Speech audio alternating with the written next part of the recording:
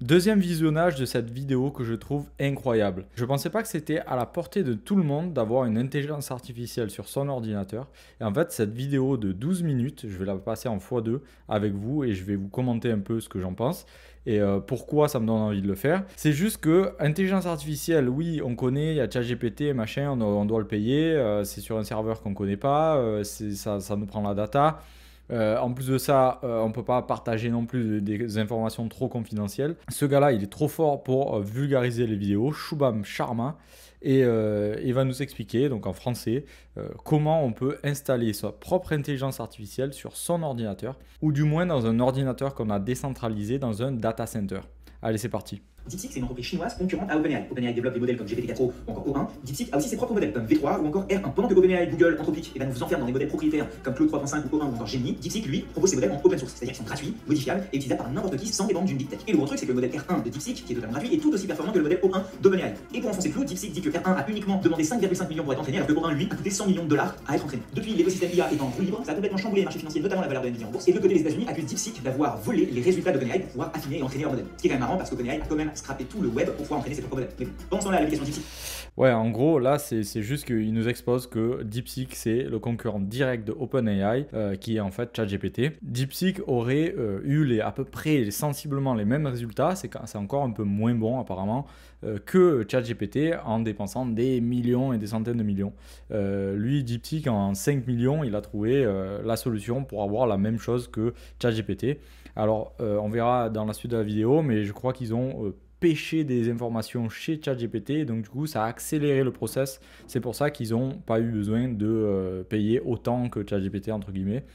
Mais c'est quand même assez énorme et je ne sais pas si vous avez utilisé ChatGPT payant, c'est déjà très très puissant.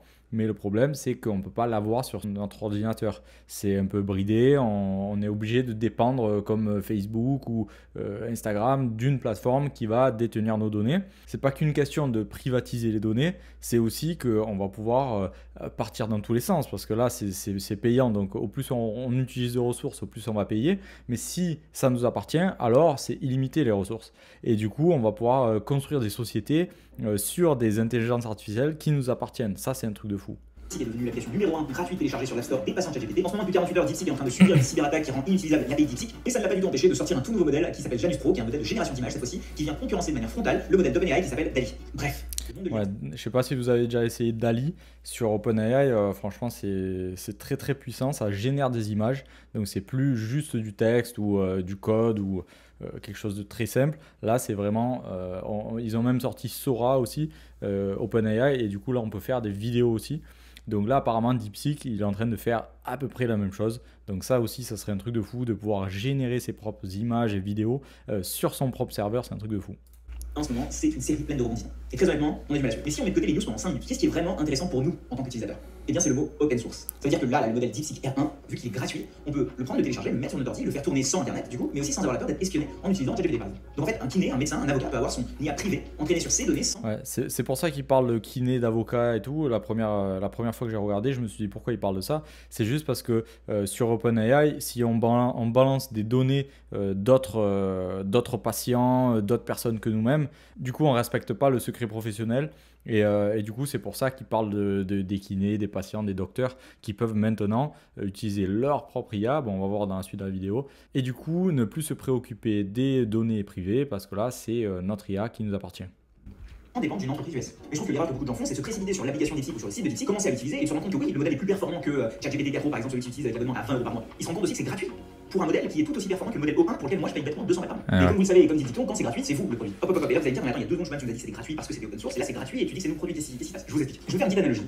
Suivez-moi. En gros, imaginons, je travaille au service des douanes et j'ai un nouveau chien qui s'appelle Croquette. J'ai envie d'apprendre à ce chien de reconnaître des stupéfiants, de sentir ces stupéfiants. Et bien je vais pour mon chien Croquette dépenser de l'argent en cours, mais aussi en stupéfiants pour lui apprendre à reconnaître ces stupéfiants. Je vais l'entraîner. C'est la phase d'entraînement qui coûte du coup assez cher en stupéfiants. Mais une fois que j'ai ce modèle R1 dans les mains, et bien comme mon chien Croquette il a besoin de nourriture pour pouvoir fonctionner, de la même manière, ce modèle R1 il a besoin de ressources pour pouvoir tourner. Et donc ces ressources là, c'est quoi? C'est la puissance de calcul. Donc un ordinateur sur lequel on va mettre ce modèle R1 et puis il va pouvoir tourner. Et donc quand on utilise DeepSeek depuis l'application ou depuis le site web de DeepSeek, ce qui se passe, c'est que le modèle R1, il est en train de tourner sur les serveurs de l'entreprise DeepSeek et on utilise nous l'interface pour pouvoir y accéder. Mais sauf que le problème, c'est qu'on ne sait pas exactement chez qui sont ces serveurs, où est-ce qu'ils sont, qu'est-ce qui se passe, à quel point ils sont surveillés ou pas. En fait, ça on ne sait pas. Et donc je peux tout à fait comprendre la réticence des gens à mettre leurs informations sur certes un modèle open source, mais qui est sur un serveur qu'on connaît. Mais vu que ce modèle-là il est open source, on peut le télécharger sur un serveur à nous, sur un ordinateur à nous en fait. Et c'est là qu'arrive Ollama. Ollama, c'est un petit peu l'App Store de tous les modèles open source. Vous voyez là par exemple, il y a le modèle Qwen 2.5 qui est le modèle de Alibaba, qui d'ailleurs est aussi performant que le modèle 4.0. Il y a Mistral qui d'ailleurs est un modèle français qui est dessus. Il y a Llama qui est le modèle de Meta. Et en fait sur cet App Store, on va pouvoir télécharger ces modèles sur notre ordi et les faire tourner. Sauf que le problème, c'est que ces modèles ils sont assez gourmands. C'est-à-dire que le vrai modèle qui est en train de tourner en ce moment sur OpenSeek, c'est celui à 404 Go et il va consommer beaucoup de ressources. C'est pour ça qu'il y a d'autres modèles, notamment celui-là à 1.5 milliard de paramètres qui est uniquement 1 giga, et bien qui va être plus accessible. En fait, c'est des modèles qui sont distillés sans rentrer vraiment dans les détails. Donc ce qu'on va faire, c'est qu'on va télécharger cette version light et essayer de la faire tourner sur notre ordi. Comment est-ce qu'on fait ça? Bon, déjà, on télécharge Ollama.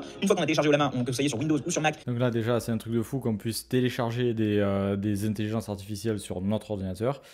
Mais on verra qu'en fait, comme il disait, les intelligences artificielles, ça demande beaucoup trop de ressources. Donc du coup, on va trouver notre solution qui va expliquer maintenant. Vous allez devoir aller sur le terminal et aller juste copier-coller cette ligne-là qui est ici. Ollama, Run, DeepSeek, R1, etc., etc. Vous la collez, le modèle va se télécharger sur votre ordinateur. Une fois qu'il est téléchargé, vous allez pouvoir là, comme sur ChatGPT, taper un prompt, et là, il y a DeepSeek qui est en train de vous répondre. Donc là, même si je coupe Internet, en fait, ça fonctionnerait parce que le modèle il est pas ailleurs, il est directement sur votre machine, sur votre ordi à vous. Et là, je sais ce que vous allez me dire, mais c'est sympa ton truc, mais sur un écran noir comme ça, c'est pas du tout ça. Vous avez compris la nuance de on va sur ChatGPT et c'est un site internet et c'est sur des serveurs qui appartiennent à OpenAI.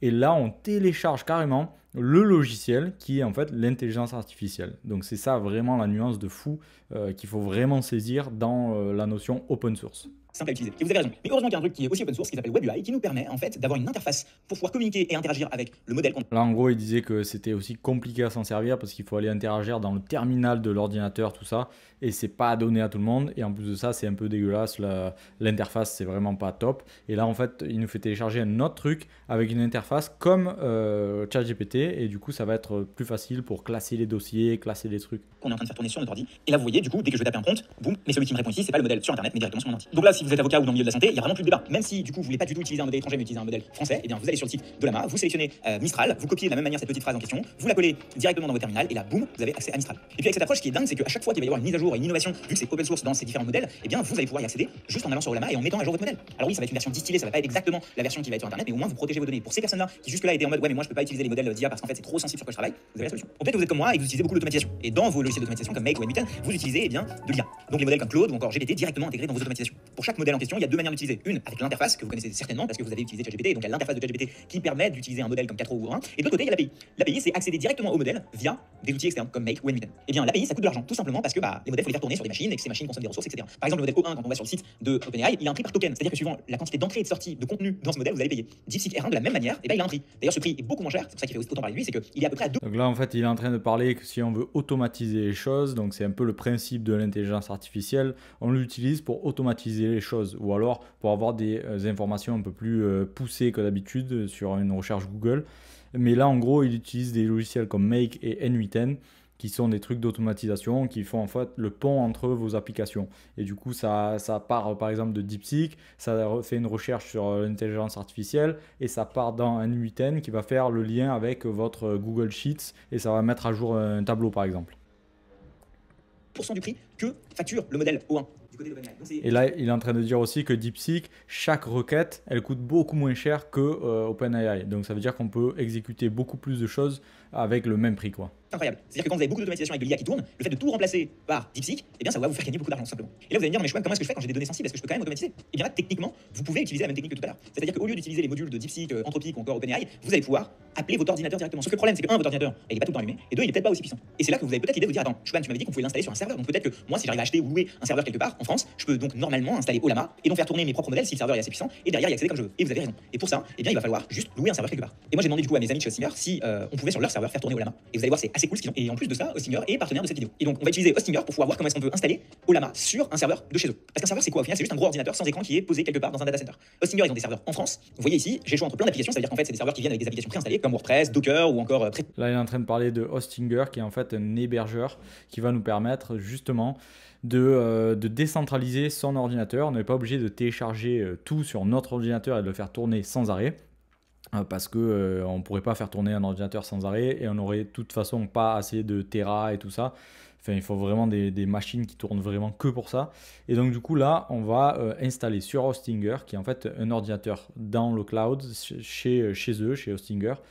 Et avec ça, on va pouvoir télécharger l'intelligence artificielle dessus. un VPS comme Hostinger, c'est ça qu'il vous faut. Je vous conseille de choisir un serveur avec assez de patates. Donc moi j'ai pris le KVM8, celui qui a 8 cœurs de CPU. On va pas aller dans les détails vraiment de quel type de ressources il faut, etc. Et même le plus gros, moi je trouve que c'est pas vraiment très cher, hein. C'est 18 euros. Vous payez ChatGPT 18 euros déjà, ben là vous avez votre propre intelligence artificielle que vous pouvez scaler si vous avez plein de trucs à faire. Et en plus de ça, elle apprendra de vos requêtes précédentes. Donc du coup, ça va faire vraiment une machine de fou qui peut vous suivre pendant des années, quoi. Etc. Mais en gros, j'ai pris le max qu'il y avait chez eux. Et au moment du checkout, n'oubliez pas d'utiliser mon code promo, ça vous donnera pour les plans à 12 mois et 24 mois une réduction supplémentaire. Nous, on veut cliquer sur Ollama parce qu'on veut la version où il y a déjà Ollama d'installer. Et là, une fois que vous avez le serveur, ça vous installe le VPS. Pour moi, l'installation c'est hyper bien passé, mais si jamais vous avez quelques bugs, vous pouvez demander à leur assistant IA qui est assez performante et qui en gros peut faire des actions sur l'interface à votre place. Et à partir de ce moment-là, une fois que je suis sur l'interface, vous allez voir, je vais cliquer dessus. Boum. Là, vous avez WebUI qui est installé avec Ollama. Donc en fait, vous avez votre propre instance en France de DeepSeek qui est privée, qui est uniquement à vous, que vous pouvez utiliser comme vous voulez. Donc ça, c'est cool, on a réussi à accéder via l'interface. Mais comment est-ce qu'on y accède via l'API? Parce que si on se souvient bien, nous, ce qu'on veut, c'est automatiser avec ça. Et donc là, il vient de banaliser le fait qu'on a une intelligence artificielle sur un ordi qui nous appartient. Bon, qui ne nous appartient pas parce qu'on l'a stocké quelque part d'autre. Mais en soi, il est à nous parce qu'on détient les identifiants de cet ordi-là. Et on a téléchargé en privé l'intelligence artificielle. C'est pour ça que c'est un truc de fou. Et là, du coup, il veut nous apprendre à automatiser tout ça, c'est-à-dire à faire les connexions entre l'intelligence artificielle de Hostinger, qui est notre ordinateur basé quelque part d'autre, aux autres applications qui sont sur Internet ou sur votre ordi. Enfin voilà.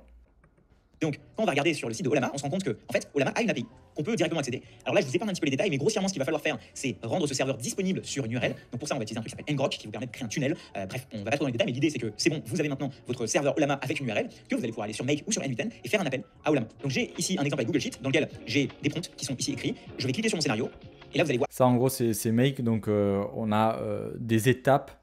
Ceux qui connaissent pas, c'est juste qu'on a des étapes qui dit en gros va faire la requête, après mets la requête dans cet ordre-là, après va sur ce site internet et après va remplir Google Sheet.